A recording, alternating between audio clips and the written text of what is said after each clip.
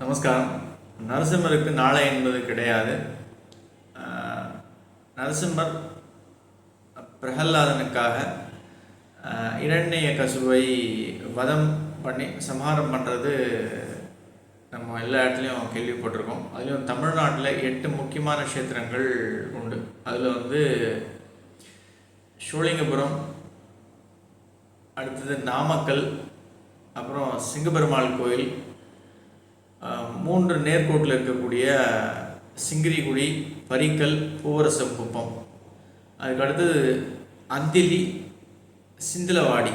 இந்த 8 க்ஷேத்திரங்கள் நரசிம்மருக்கு ரொம்ப முக்கியமான கோயில்கள்.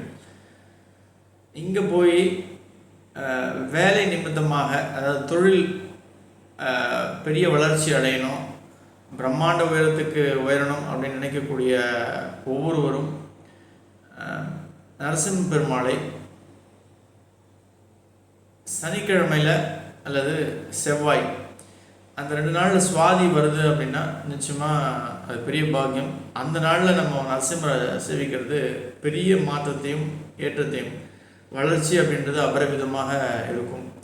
அவசியம் போய் நரசிம்மரை வழிபட்டு வணங்கி வேண்டி தேவைகளை கேட்கும் பொழுது உடனடியாக நரசிம்ம பெருமாள் பக்தர்களுக்கு இறங்கி தேவைகளை பூர்த்தி செய்வார். அதிலையும் இந்த பூவரசக்குப்பம், பரிக்கல், சிங்கிரிகுடி, இந்த 3 கோயில்களும் ஒரே நேர்கோட்டில் இருக்கக்கூடிய முக்கியமான க்ஷேத்திரங்கள். பரிக்கல்லையும் பூவரசக்குப்பம்லையும் லக்ஷ்மி நரசிம்மராக நமக்கு சேவை சாதிப்பார். சிங்கிரிகுடியில் பெருமாள் ஜுவாலா நரசிம்மராக சேவை சாதிப்பார். இந்த கோயிலை நம்ம சேவிக்கிறோம் அப்படின்னா நிச்சயமாக பெரிய நன்மைகளும் வெற்றிகளையும் நம்ம சேரும். நன்றி.